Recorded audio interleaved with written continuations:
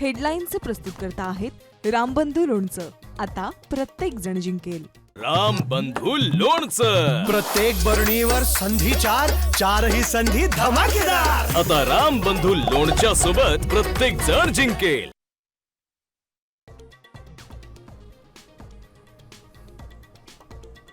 नाशिकच्या तपोवनापासून 500 मीटर अंतरावर 300 झाडांची कत्तल. नवीन एसटीपी प्लांटसाठी झाडं तोडल्याचा पर्यावरण प्रेमींचा आरोप.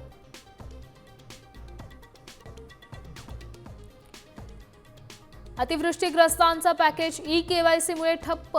शेतकऱ्यांचे 355 कोटी शासनाच्या तिजोरीत पडून मराठवाड्याला सर्वाधिक फटका.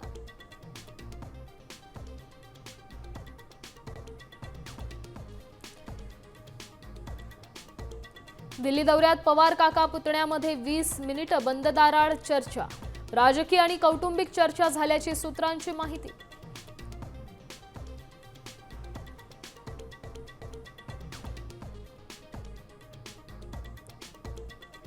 आगामी महापालिका निवडणुकीसाठी महायुतीचा फॉर्म्युला ठरला. मुंबई, ठाणे, कल्याण, डोंबिवलीत भाजप शिवसेना एकत्र. पुणे, पिंपरी चिंचवडमध्ये राष्ट्रवादी भाजप वेगवेगळे लढणार.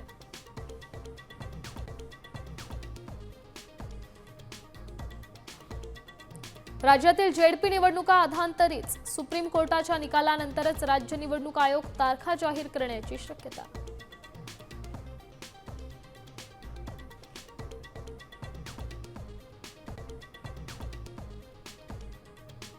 मला गुन्हा कबूल नाही. 2008 मधील आंदोलन प्रकरणात मनसे अध्यक्ष राज ठाकरेंचं ठाणे कोर्टाला उत्तर.